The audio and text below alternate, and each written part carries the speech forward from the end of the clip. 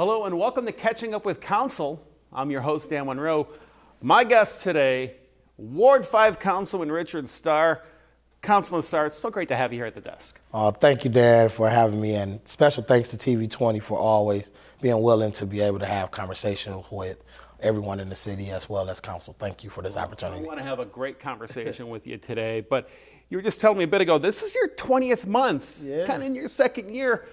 Take me back to your freshman year as a council. What was that like? What was that learning curve like? Well, first, what it was like, it was, Starr, you just got energy, you just tripping. Then it was more so, no, Starr might be on to something. Then it became, well, he can write as well, and he can actually do some of the lead work of the things that he's talking about. So it basically was a learning curve for all of us, for me to get to understand the other 16 members on council, seeing that their neighborhoods have some different issues, but they also have some of the similarities. So, first time just navigating, trying to understand what's going on, and throughout my field and always working, I've learned that, it takes you like a year to get a concept of what you have to do when you're into a new job. But then also it takes you much longer to be able to implement some of the changes or some of the things that you want to work on. So therefore, first thing I wanted to do is learn what each department does in City Hall. Who is the director? What is the commissioner? What is the difference? Who is the one, that manager, or who is the direct person you can get things done if you need help on things in that department, each department. So I did an assessment, getting with the directors, taking them on ride-alongs throughout the neighborhood to be able to show directors of economics. Former director Tessa Jackson showed her the neighborhood, got with Chief Epstein, showed them a tour of the neighborhood, got with city planning, showed her a tour of the neighborhood, Director Joyce. And then I was able to just get them all to understand. Met with Director Alyssa Hernandez in community development to understand from her lens what community development can and can't do, and how we can tap on something in these things or just explore different options to do things much greater. Each one of these departments were doing some wonderful things, but there's some stuff that I wanted to see that can help the residents from the lens that they reported to me on things that they wanted to do. So learning at City Hall, but then also learning council. It's two different branches of government. The administration is the executive branch, and then council is the legislative branch. And through that lens, you got to understand what your colleagues want to do, how legislation is introduced, the whole entire process. Who do you work with? Obviously, working with our research team, Jessica and our staff, and Miss Sabin, and all those guys, individuals and team over there. They help you get all the policy, find out the research, get things up, see what other cities are doing with these problems. But then also you got to get with our lawyers and working with our lawyers, and they may have quite a few dockets and things that they're working on because you got 17 council members coming to them. Figuring out how can you get time with them and work with them, what's best way. So learning everyone's style, learning what the clerk does, learning with how do we actually use discretionary funds, how do you introduce that piece of thing, how do you get it to the legislative process, but then also how do you get it to be heard at a committee so you can be able to get things done. So I love council because we're in the business of getting things done over on council, so it's very important. I think it's almost like taking a civics and government course. Yeah. Right while you're working in civics and government, On the spot fun. Yeah. So, and with that on the spot fun, it's on the spot learning as well. So, I believe, the quote is, if you find something that you're passionate and you love to do and you really like, you never work a day in your life. So to me, it's tough work, but it doesn't seem like work because this is something that I truly, truly am passionate and honored to serve the residents in Ward 5 as well as the city of Cleveland. Before that, you came up the ladder, 15 years at the Boys and Girls Club of Northeast Ohio. Yes. How did that prepare you for the role as councilman? I think through my experiences working with Boys and Girls Club and starting off at an entry-level position and then working myself up to become a director, then become a mid-manager level, it helps me a lot. It helps me with how to manage employees. It also taught me how to get things done, but also I take it to the lens that, government is more ran best when it's more ran like a nonprofit. And the reason why I say that is because in nonprofit, you don't always have the money. You don't always have the money to have staff. You don't always have the resources to get everything that you want to do, even if it's in your mission, to get it accomplished. But at the same time, you have those individuals that are great who don't mind rolling up their sleeve and pitching in when we're short on different things. So when you think about government, you're thinking about departments, and you're thinking about lack of staffing, lack of resources. So I start thinking like, well, who can do what to help pick this up so we don't fall under? So the Boys and Girls Club gave me leadership skills, helped me get those jobs, soft skills, reporting, documentation.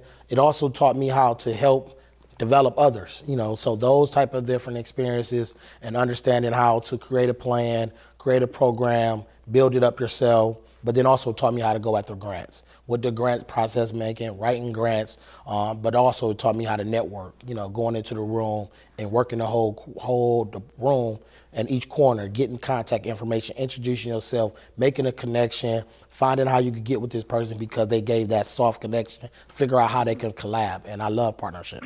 And I think, too, it also helped you understand the youth of our area and what's going on in their mind. And we're going to talk about the youth later on because that's really important, I think, to you. But council, what was one thing you didn't know about council, one aspect about being a council person you didn't know prior to becoming a councilman once you got in? The one thing that was shocking that once I got in about council was like everything is your fault. and what I mean by that is, you could be in the neighborhood, walking, doing your regular, grabbing gas from a gas station, grabbing a bite to eat, and someone will come to you and tell you like, the city didn't, for an example, the city didn't come get my trash can today. Man, councilman, you ain't doing your job. And I'm like, okay. Then somebody might say, you know what? This person didn't plow my street. They didn't pick up the leaves. They didn't do this. Councilman, you ain't doing nothing. And after each one of those encounter, they go by to see the mayor and tell the mayor, like, appreciate all the work you're doing, mayor. I said, y'all ain't gonna give him the same energy when the employees do work for him. So having that balance, but also understanding that it's not about who's fault or anything. It's all about how can we work together. So being able to get on council, I'm able to help navigate some of those issues because the residents see us as their first point of contact of government. And they're like, hey, if I call my council person, they can do X, Y, and Z, but not understanding that no employee in the city of Cleveland works for this branch of government. We're the ones who handles the budget and set the budget and have the legislative process and the laws and process to be able to get things done. So I didn't think it was going to be that. I also didn't think that it was disorganized. A lot of different organization doing different work, but just choose not to want to collab.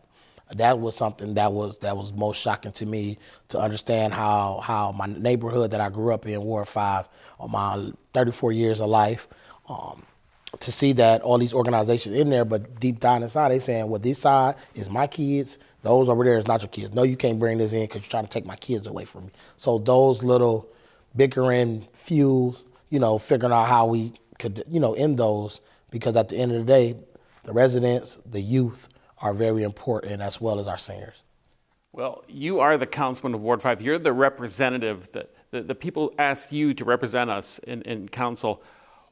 Let's talk about that. What makes up Ward 5? What are the areas of Ward 5? Areas of Ward 5, you start off with Savick Village neighborhood, which is Broadway, St. Hyacinth, a little bit close to the Philly area. Then we have Central, Kinsman, and then we also have parts of Midtown, which is Euclid, Carnegie, and some parts of downtown as well. That's a big ward. It's a vast and diverse ward, too. Very diverse. Yeah, it encompasses about almost 26,000 residents. Medium income in Ward 5 right now is around $12,500. So we deal with a lot of adjunct poverty in Ward 5, but also we have different barriers. But then we also do have some areas where we got home owners at, and then we also got some lofts. Then we got parts of downtown where we got some businesses. Then we got some manufacturing locations. So it's real diverse. And overall, it's a tough position because some issues you may have. One email I answered today was a business owner was telling me like, hey, Councilman, thanks for giving our street repave where our workers been asking for numerous years, but I'm glad you was able to do that. But now I also want to bring this to your attention. People are now drag racing on our long roadway.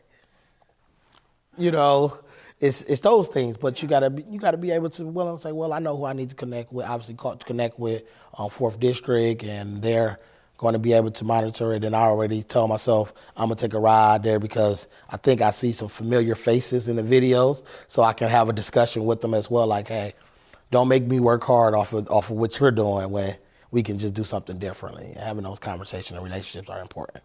Kind of leads into my next question, though. What's the most common question or concern that you get from your residents? The number one concern that I get from residents is safety. Right now, we understand that safety across this country is an actual problem, but then also there's safety in our neighborhoods, which is really, really tough. You know, one of my friends I was talking to, and we was having a discussion, I said, never in my life did I imagine that the Gateway House District would be places where people are actually shooting at. You know, where you go and have a good time, happy hour, hang out with your friends, family, grab a bite to eat. Now people are really coming in that area and shooting guns. So then you talk about my experience with youth. When I look up and see the reports, and it's ages ranges from 13 to 17 that's doing a lot of violence, but then I'm like, hey, I fight for them, I help them. It's all about figuring out how do we change the culture. When do we stand up as say enough is enough as leaders and lead the way. But also understanding that residents are concerned with the safety. You know, some residents live close to establishments where bullets are fired at the establishment. Now they're going through their lawn into their houses. And I've had to deal with that. So that's been some of the toughest things that we really, really have to deal with. But then also residents talk about lack of development, economic development as well, process, where do we create that system, dealing with the public housing, how do we develop those places, such as the 7 different neighborhoods we have for the affordable housing, but then also bringing market-rate houses so we can have some sustainability. Residents have explored those different options and issues that they want to see addressed, but then also talking about how do we set up a program to make sure we help these parents out. We got a lot of parents who do not have a manual. You know, there's never been a book written for this is how you parent. If you do this by this standard, you're going to be great. You can still do everything. You can be a pastor and live righteously, and your kids can choose a different route. And that's the reality that we have to. So how do we bridge the gap with parents and their relationship? Working obviously with, you know, my council colleague, Council Kevin Conwell, you know, the Fatherhood Initiative, something he worked on for so long, you know, piggybacking off that to figure out how do we modernize it so we can deal with the issues and get to those people that we need to today. You brought up a lot of great topics in what you just said. Let's kind of look at those a little bit closer now. Let's look at economic development. What are some of the new developments going on in Ward 5? Oh, man, some developments that we got going on. Well, both our recreation centers, Lonnie Burton and Central, a.k.a. the Bath House, is both under renovation right now. We're putting around roughly $8 million in each of the rec centers, which would encompass new AC, elevator, kitchen, as well as game area, multi-purpose rooms, new gymnasiums as well, which is needed in our rec centers, and then also new roofing. And I did mention new weight room, boxing area. That's what we have in Lonnie Burton. But then in Central Bath House, we also have some amenities such as a new field that's going to be in the front. We're going to change the entrance. We're making it more accessible. We got ramps now to make sure residents are able to come in, the different floors, kitchen. We also got 5115 The Rising, which is the new model where we have townhousing and mixed-use apartments. So therefore, it's not putting everyone in low-income housing all by themselves, but mix it up a little bit so we can create some barriers. So we can address some of the barriers and do some teaching. You know, I always believe certain neighborhoods look a certain way because the neighborhood and the residents is not allowing it. Prime example, if everybody on the street got their grass cut, I can't be the house without my grass cut. That's when you got a neighbor who next door like, yeah, I help cut your grass, or I help teach you how to cut your grass, and those type of things. What else we have going on in Ward 5? We're working on different development opportunities along the Opportunity Corridor. We do have around 8 of those parcels in Ward 5. So getting those development projects up and running. We got some meetings going on there. We're looking to bring around 80 new homes in possibly the St. Hyacinth, Savick Village Broadway neighborhood, working with Savick Village Development over there, Chris over there and his team. Then we're also working with Burton Rail Car. We're looking to do some different different development and addressing the food desert insecurities that we lost with the grocery store right there in Arbor Park Plaza off of 40th and Community College, working with also Community College to be able to get more soft job skills trainings to residents in the neighborhood, and also seeing how we can collaborate with CMHA to be able to help people. We know when you're dealing with fourth generation of poverty, people don't want, it is not that they don't want to work, it just sometimes don't make sense based on the economics that they're receiving from the government assistance versus when they do work those jobs. So bridging those gaps and figuring out solutions to those problems has been something that is really good. There's another development. We do have boron going up along the cold storage, which is going to bring also additional jobs. We also have the Goodwill building that has been vacant for about the last 10, 11 years.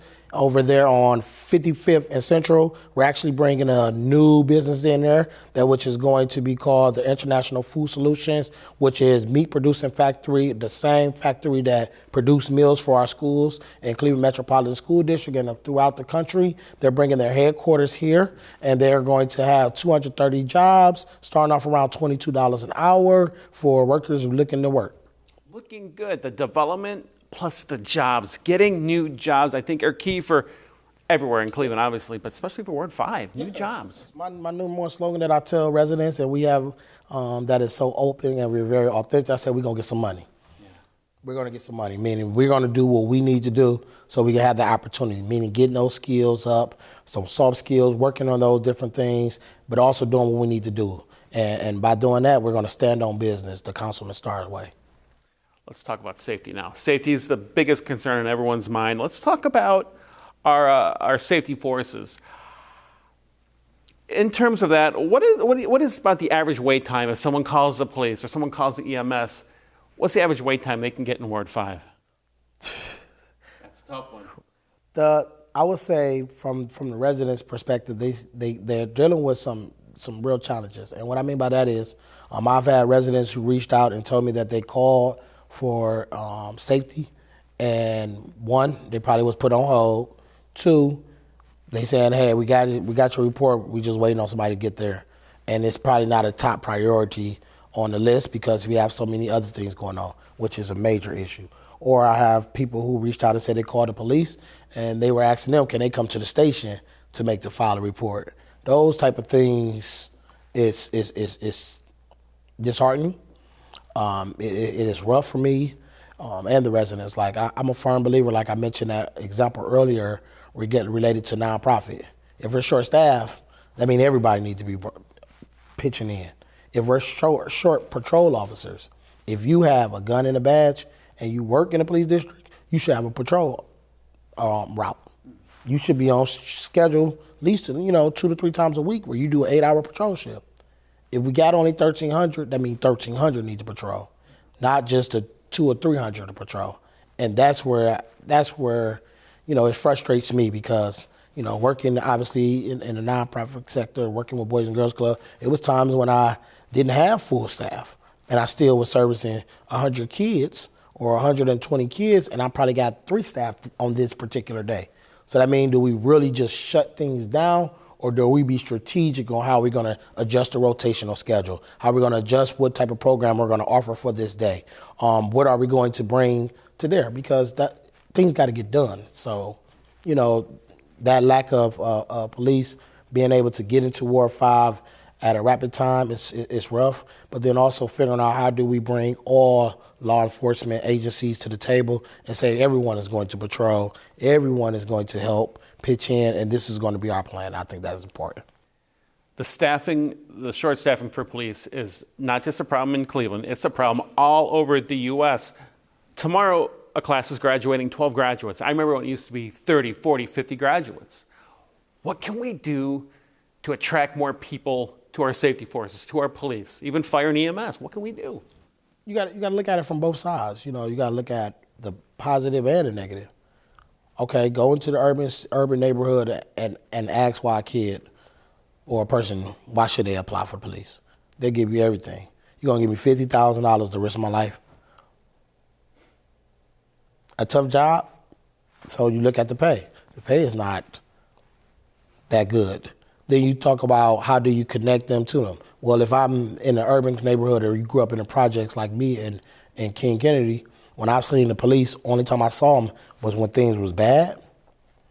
Why would I want to join them? Or if I see cops doing things that was not pleasant, or I've seen them jump on there. You know, I'm living in King Kennedy. We had a shooting incident involving a police officer at CMHA shooting a guy from the back.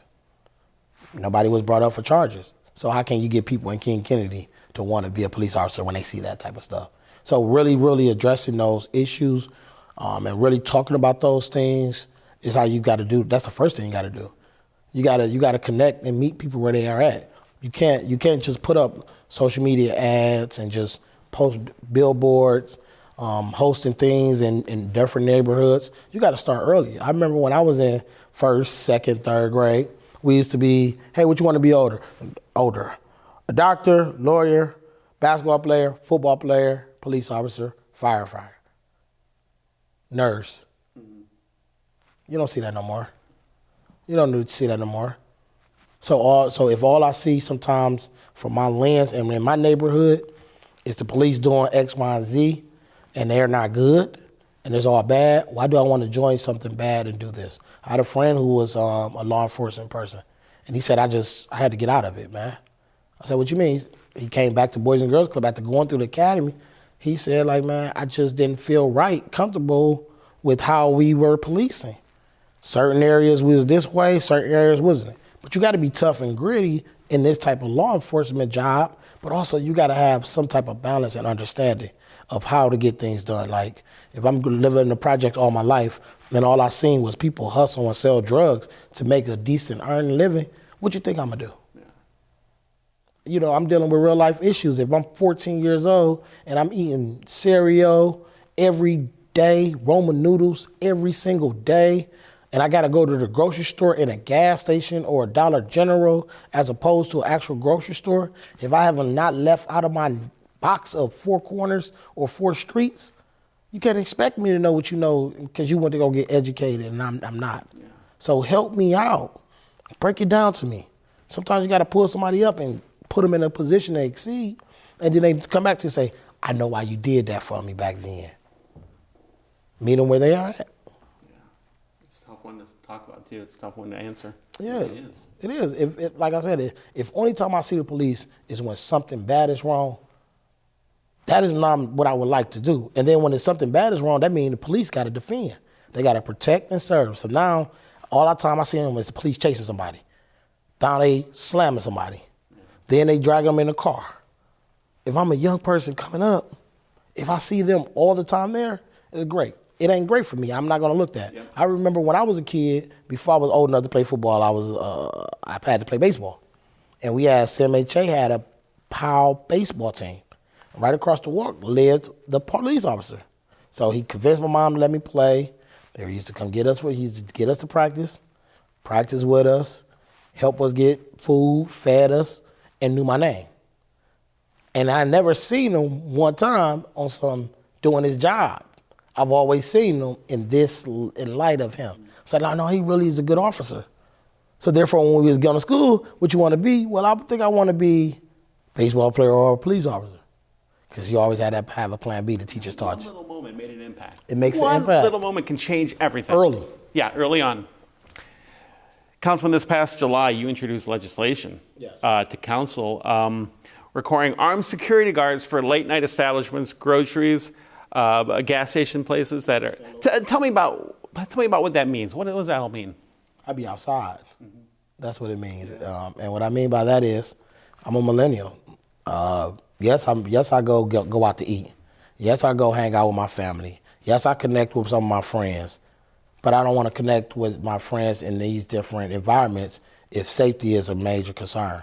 I don't want to go to this establishment and lose my life by being an innocent bystander of somebody's stupidity. So when you think about the crime and you think about the locations and you think about the wee hours of the night, these are issues that have been going on for far too long. And what have we done to be proactive to address those? Where's the accountability? Where's the structure? And where's the business owners to be able to say, hey, enough is enough? Hindsight 2020, we know what just happened on 140th. 12 young folks jumped on a man that was my age, 34 years old. And the guy was sitting on a log, and they jumped on him, and then they started shooting guns at a gas station. So my question is, it happened at 12:28 in the wee hours of the night. If we had the legislation that I introduced, such as armed security, you would have an armed security guard officer to know that somebody just sitting on a log or sitting down. Like, armed security, hey, go find out why he's sitting on a log. Then from there, you can find out if that person's endangered or if that person's just having a, just chilling. And if they're chilling, like, well, let me come in and find out, dude, because we don't need you just hanging out there to help get that person some help. Then if those young people that came over there to the gas station and started jumping on them, what it came, that armed security guard probably already contacted the police about the incident of getting this person some help long before that can happen. Meaning just being strategic. But then also having business owners who want to not just make money, but also you got to invest in making sure we're safe. I know a lot of the community are saying, well, who's going to pay for this? We can or can't afford this. But you still also have the options of operating from 6 in the morning till 11 p.m. at night. If you don't want to put in and beef up the security, come on, I want to be safe. Or you look at it from the lenses of adding that security camera on the exterior. So therefore, we got footage that's connected to the city of Cleveland to be able to know when a crime incident reported, where the camera is at. Imagine if every business had cameras around the outside. Now, crime happens, but more arrests can happen. More people can be brought up on these charges, and then we could possibly get them the rehabilitation that they need, as well as, put them away where they need to be if they are doing these crimes, these senseless acts. When you introduced the legislation at the July meeting, I think it rang a bell with everybody because we're in the wake of that mass shooting on West 6th. Yes. And I think I got everyone thinking, well, wait a minute, you might be onto something here. Was what happened on West 6th part of this legislation, or was this something you were working on a while ago? So, in the words of Joan, Rachel, Jessica, and Cleveland City Council, our staff, I was working on it in May. And to be honest and be real truthful, I actually was in the middle of a public safety meeting when I just started writing it. And, get your Word doc, give every thoughts out, put it all on there, get with your research and policy team. And we were working on it in May. We were looking to figure out if we can get it in before June, but we knew council, we were going on recess. So talked it over, kept meeting with staff to talk about it, say, hey, let's introduce it and let's figure out where we're going to get things done. And I was thankful for the staff to help me with it. But then once we introduced it in July, everyone was like, wait, did it just happen over the holiday? I said, it was something that was coming because I've been seeing it.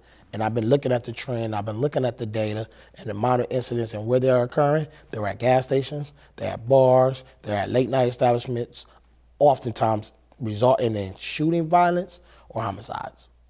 Well, there's already a legislation like that on the books, Chapter 674A. Yep. How does this change it? How does this make it better? What are some of the differences? Some of the differences on the one that in the charter that we have already is optional. You're optional to have drop boxes, you're optional to have security, you're optional to have cameras. Right here, this legislation is saying we're going to require this. Everyone is going to set precedent that this is the standard that we need to have business owners to invest to help us secure the safety of those individuals and families who are using their establishment. Also, it changes the hours of operation from 12 to 5 p.m. 12 to 5 a.m. and then to 11 p.m. to 5 a.m., which is a big difference of time frame. Obviously, the liquor store closed at 11 o'clock in the city of Cleveland. So if that's the case, we don't need all this extra stuff. Then it also beep up where it's adding into on the petroleum locations to be able to say, hey, you should be abide by these standards and these procedures as well. So it's one of the things that I'm looking to really sit down and have it vetted in our public safety to hear from my colleagues. But then also when we have that meeting, I definitely want to talk to business owners to really get an understanding from their sense. Like I do not believe in everything that we say or do as elected officials is absolutely right. But it's also something that we're going to start the bar on moving forward on getting a solution to help And that is not going to be, this armed security is not going to be the thing that just changes completely safety, but is a step in the right direction to make sure that our city is more safe, we are more safe, and leaders are saying enough is enough. Big legislation. Besides that, though, what else are you doing to try and curb or even tackle violence in your ward? One of the things that I do to help tackle violence is, like I tell them, we're going to get some money.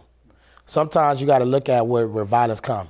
Look at the disparities, the lack of support that they have. When you live in public housing and grow up in public houses, you see a lot of different things. When people are living off of survival, they prey on each other and do anything to get a dollar.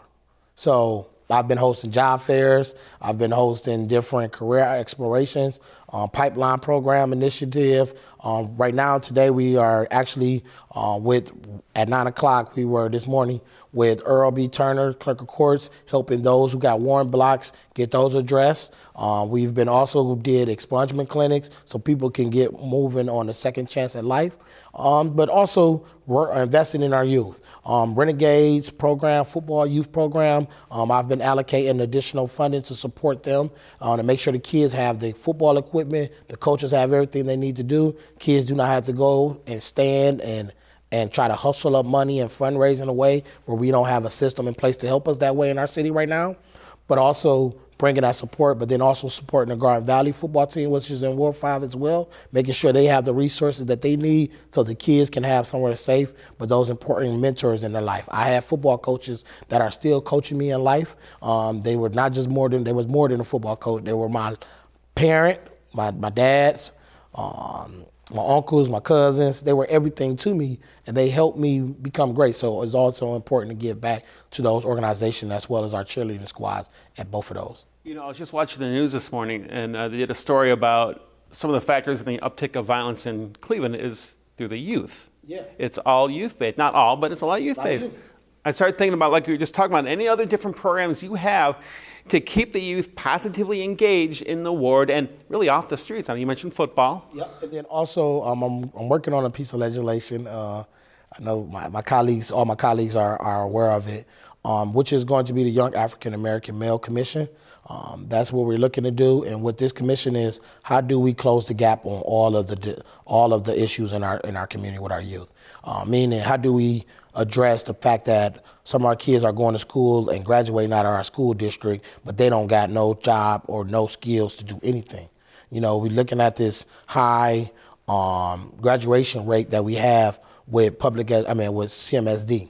Over 80-something% of the students are graduating. But a lot of them couldn't read and write or do math in the 3rd or 4th grade. So when did they ever learn? So now if you look at the disparity and you look at the issues, now they living off of survival. I remember when I was in high school, I worked, I played sports, and I still hung out at my rec center and my Boys and Girls Club. Where is that pipeline from that? Where is that same effort? You look at everything now, our kids are lacking programming in our recreation centers. So doing an assessment of that and helping us to beef up that with my sports management expertise from Ball and Wallace, but also my livelihood experience from Boys and Girls Club, understanding what good quality program looks like, how to be innovative with our programming, and then whole setting standards of what we're going to do. What does the recruitment look like? Are we actually inside these schools trying to recruit them into our rec centers to do different things? Are we actually connecting with those kids and making sure they're youth? But also understanding that this Young African American Male Commission is going to grab all that, bring the programming, bring the structure, identifying. I think we do our kids a disservice when we tell them, you can be whatever you want to be. You need to start telling them some things that they're going to go to be so they can start exploring that. Meaning, hey, son, I think you should look into becoming a public servant. You should look into being a doctor. You should look into being a lawyer. You should look into this. So now they can get some exposure early to start saying. And even if you pick 5 bad things, parent, you showed your kids 5 different things they had to expose to them.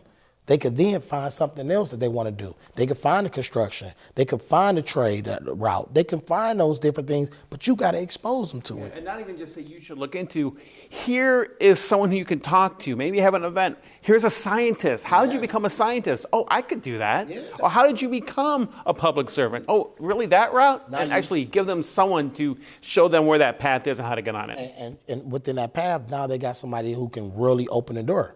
You know, like, think about it. How many kids understand what government? How many kids understand that we have 1,000 different openings in the city of Cleveland? Why haven't we opened those positions up to these young people? We talk about grass cutting all through the city. Everybody report about the grass cutting every year. Shortage, low paying job, so adults don't want to do it. How don't you, for that same $13, $14 an hour, how do you get these youth to start cutting? Now they start learning. Now they starting to learn about a trade. Now they starting to learn about hard work. I remember when my uncle was teaching me at 12 years old about hard work, when he was picking me up at 7 in the morning to 7:30 at night, and I was going to his manufacturing, his auto mechanic shop, and I was just learning how to take out a radiator, take out the alternator, how to take the aluminum off, cut off the catalytic converter if the car ain't right. We're going to smash it and we're going to junk it. So I learned how to work a long day and complain because I'm mad because he got me working long.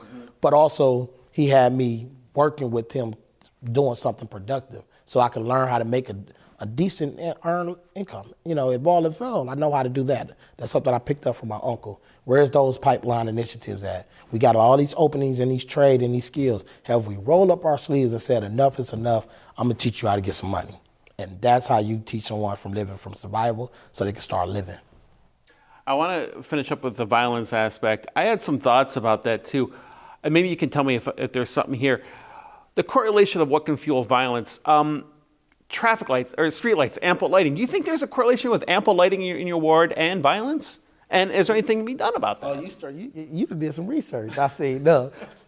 Yes. So when you think about the correlation and the things that we did, one of the biggest challenges I believe we deal with as leaders is the battle between Cleveland Public Power and First Energy. The illuminating company and Cleveland Public Power. Cleveland Public Power has all the street lights on the streets. But then when you got into those properties on the base, most of those lights are First Energy. Now, I'm able to call Cleveland Public Power up, call Brian McShepard up, and hey, him and the streets manager, he's the streets manager and his team will address the issue. But then when you go into reaching out to First Energy Illuminating Company, they want you to go tag a pole, get a picture of the pole, all these different stuff to get things done when I can just send you a list from East 59th, I say from East 59th up to 79th, all the lights is out on Central. That means you just send a car over there. They want you to go particular, well, show me the house, show me the address. And I'm like, that ain't good. Because you should have a night bulber who's going around and check on your lights. Those type of things is bad. And when you got those blind spots areas where there's less lighting, there's more violence going on because it's out of sight. So getting those addressed is very, very important. Summertime. I've always heard that violence can uptick in summertime. Is that true? Have you noticed that? 2 years, a couple summers here. Have you noticed violence change in the summer, or is it? No, to that statement, I would say that statement is true, but I don't agree with it. I think the violence has been off the hook all year round. In the wintertime, you got people getting killed. And earlier this year, I lost a friend to gun violence. I lost a friend to gun violence at a gas station in the middle of the day. On January 3rd, January 2nd, I lost one of my childhood friends in the middle of the winter. So if you look at the number, we're over 108, maybe I think 110 homicides, and we're only 7 months into the year, it's going on our 8th, getting close to our start of our 8th month. That's all year round. It ain't just the summer, it's been spiking, and then not having those, plan and attack has caused us to look like what is going on. Wrapping that up now in the violence, what can your residents do to safely combat crime and violence in their area? What I urge residents to do, if they see something, report it.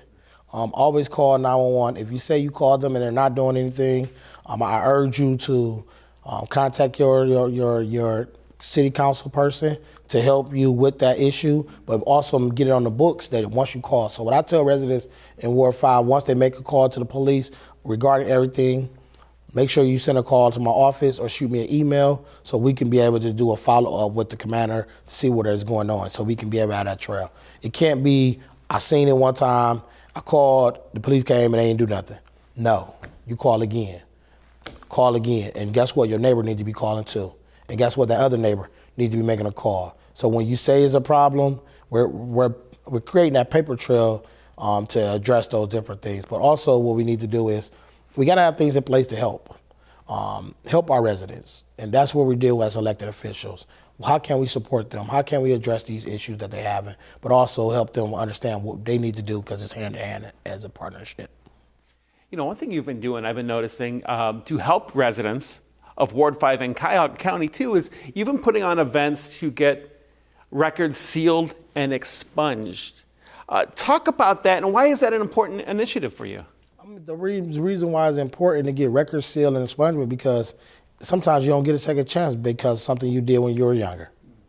And if I don't get a real opportunity at a second chance by having my records expunged or get things sealed, I'm never going to be able to go to that school, that trade, and get that assistance that I need to get into a good job or even get into housing, a good house because of this record. So, you know, those things can be tough and challenging. And I know from dealing with a lot of individuals working in the public sector and nonprofit sector for about last 16 years going on almost, I've seen it. And I've known what it can do when somebody made a mistake or did something at 18 and now they're 35 and they still suffering because they can't get that job. So working with those individuals who can help them is important.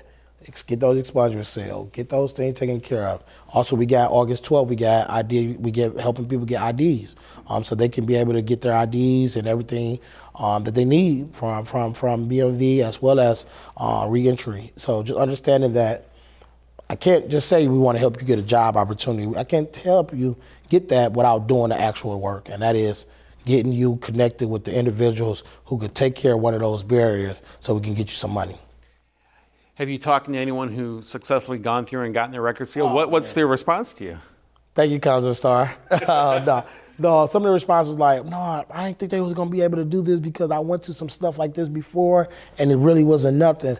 I said, no, there's some laws change. And when laws change, you probably didn't read up on it or you didn't get the knowledge of it, but we got some new laws that can help you get those taken care of. So working with the clerk of courts, working with reentry, working with anybody that can help support. I even talking to Prosecutor Michael O'Malley about different programs that is available. Also working with the Cuyahoga County Council to figure out what do Cuyahoga County has available to help people. You know, we got to make sure we address the human element that is very important in our neighborhoods.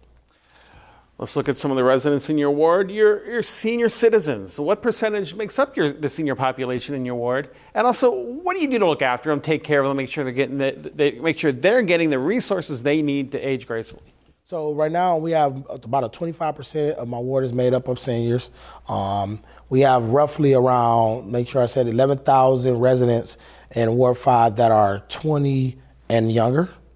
So we have a large population of young. Then we also have this quarter percentage that are seniors. So one of the things we're working on is adding more senior homes that they're looking at to do. Some things that seniors are mentioning. They need some place so they can age gracefully. I've worked with all 4 of our community development corporation to go after different funding streams of revenue to be able to help upgrade ADA compliances to homes in case somebody wants to still stay in their home, but they just need a little bit of support, making sure their bathroom is taken care of so they can be able to use the ADA system, the ramp to get inside their house. Those things we've been addressing and working thanks to the leadership of Chris Alvarado over at South Village Development, who helped speed this process up. He spearheaded it as well. It's really important, but also understanding that I love seniors. Our seniors are, they are our encyclopedia, the sources of knowledge that can't find in a book. Some people say, real, yeah. Us millennials, we love to say, yo, I research, I know it. Researching and reading it versus hearing it and experiencing it, can't do nothing on it. They have the stories of what your ward was like before you were born. Yes, this is what it was like back then. So talking about when Charles Carr was the council person from 1935 to 1975, when Lonnie Burton came and defeated him. Then after that, Lonnie Burton served for 2 terms. Then he died at 40 years old of a heart attack. Then Preston Terry Jr. became the council person for a term. And then next you know, the young Mayor Frank Jackson became the council person. Even though Frank Jackson at that time, he said, I didn't want no politics. He was actually just wanted to be a lawyer, but he was also being mentored by Lonnie Burton, who he was part of his camp and teaching. To then Mayor Frank Jackson serving for 16 years as council person of Ward 5. And then in 2005, he decided to run for mayor and serve for, a historic record of 16 years. Those type of things and knowledge, being able to talk to somebody who been around and was living through that, it's unmatched based on me reading it and researching it. I'm able to say like, wow, it really was.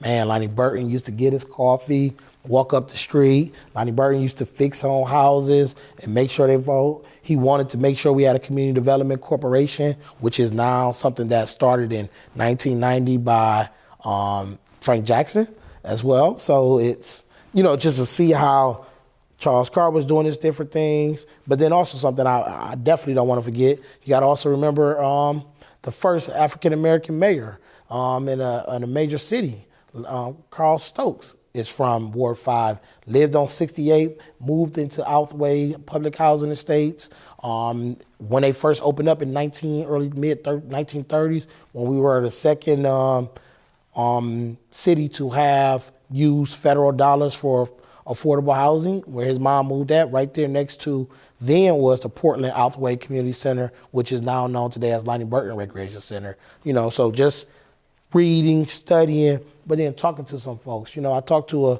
a guy who was a relative of Lonnie Burton, a close cousin, Ernest, who was telling me about the things that Lonnie Burton went through and how it was on council.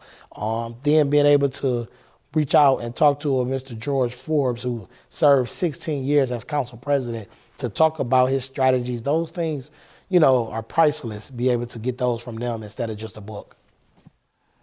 There's got to be some fun in Ward 5. Talk about some events you put on. I know you got some back-to-school events coming up. Talk about a lot of things you do to bring the community together. I think one of the things with all the events that I've hosted, and we work out of my office to do for people, I always want to address some of their actual needs and support. So not just celebrate and just have a good time, but let me also make sure we address something that you may have, whether it's a light bill, whether it's some back rent problems you may have, job you can't find, need something expunged, need to talk to those individuals. Like to have those vendors at all of our tables. So Ohio Means Jobs is always at our events or things like that. But we do have on August 19th, we have our Ward 5, Councilman Richard Starr fair, as well as Resource Fair, as well as parade happening at Friendly Inn 2386 Owen Road is where it's going to be located, right off of 55th and Quincy.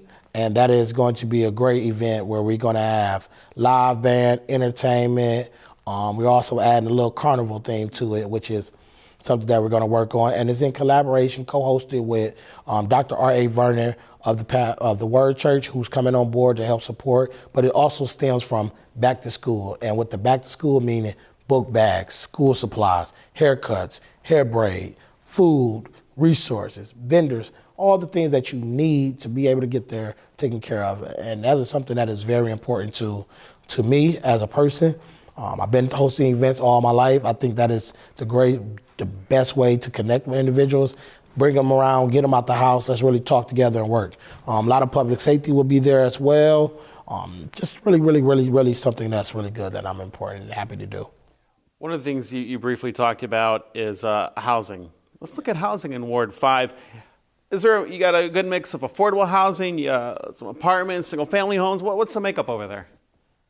The makeup of Ward 5 is interesting because, I say so oftentimes the system does what it is designed to do. And with that being said we have 19 precincts that make up a Ward 5. We have some areas where we got manufacturing jobs. Then we have some business part of Ward 5.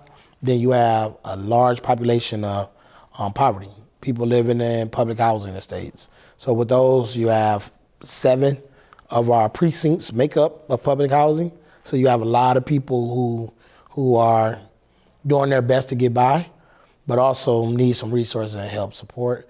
Then you also have some homeowners, which will be South Village area, but then also in Central Cedar, Community College, and Central as well have some some homeowners. So it's kind of designed odd, and then it's a lot of different territorials. But at the same time, you then got parts of downtown in Ward 5. So it's well diverse with individuals and people, and I'm in the line of business of helping folks and correcting some things that we might need to adjust. How are you dealing with blight, vacant lots, abandoned homes, things like that? We're the second most undeveloped ward as far as land and grass cutting. So getting those things addressed by getting some good development is one of the things that we're working on. I think that is very important when you start cleaning up your neighborhood, dressing it, getting all these storefronts back up, getting these site readiness so we can get some actual jobs back into these old factories that left, and addressing those things. But then also getting more affordable housing and then getting more market rate housing so we can create that sustainability in our neighborhood is very important. You've spoken a lot about Ward 5, a lot's going on. Tell me briefly about you. What do you like to do when you're not the councilman, when you're just Richard? What do you like to do to blow off steam? Do you have any hobbies, things like that? Oh, first I am what I like to do is I like to have a good time. I like to read. I got back to reading this year. I was committed to do 6 books. Right now I'm up to 4 books this year. I got 2 more books that was just recommended to me, so I like to do some reading. I also like to go out, have a good time. I love to work out. I'm a weightlifter. Some people say power lift. I just like to lift weights. But then also one of the things that is very important to me is just having a good time, enjoying life, enjoying your family. I'm always thinking of what I'm going to do next as far as job. I'm a workaholic. I'm afraid to say it. I got it from my mentor, Ron Solders, who was the president of Boys and Girls Club, who mentored me a lot. That is good, but then also I am the best elected official line dancer in the state of Ohio, and I like to line dance. So those are some of the things I like to do, and just really hang out. As long as I'm smiling and I'm hanging around people with positive energy, and we're having a good time, I don't have a care in the world. I'm not hard to please. I like it. I have to tell you, you have to show me a couple line dancing steps sometime. Man, and I got to me a down pack. I've been doing that for years.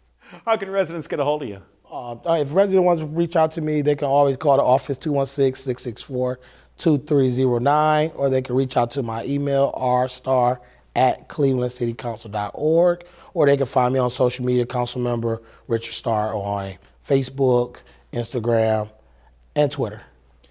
You also brought in today this handy Ward 5 newsletter. How can people get this? Oh, man, we mailed it out to the entire ward. We do have them in certain locations throughout the ward, and I do have some packages. People reach out to my office, want a copy. We can also get them a copy. Just thinking about how I look at this, we passed a lot of resolutions. We did a lot of work so far, and it's just amazing, connecting residents to internet access to their homes, those different things. I mentioned about renovations of our recreation center. I'm a recreation baby, so I understand what they do for us. Street resurfacing, we got almost $800,000 into street resurfacing, and we just got an equal match this year, so we're getting more streets repaved, and then just really working and do different things. We got a bond, $4 million from a bond transfer of a sale of one of our public housing estates, so we can put that $4 million back into our neighborhoods. It's really good. It's really good. Like, some reason I got a photographic memory, but I'm really, really passionate. I make sure I would do the work. And I always tell residents, when you email me, I'm going to be the one responding to my email, because that's how I keep myself updated on what's going on. I like it. Councilman Richard Starr, Ward 5, thank you so much for talking today. We learned a lot, an awful lot. If you see him out in the neighborhood line dancing, join in with them. Come on. Come on. You know, he's out there and got some legislations. I look forward to seeing what other legislations you bring in front of council. So, Councilman Starr, thank you so much. And thank you for watching Catching Up with Council. I'm Dan Monroe, and we'll see you next time.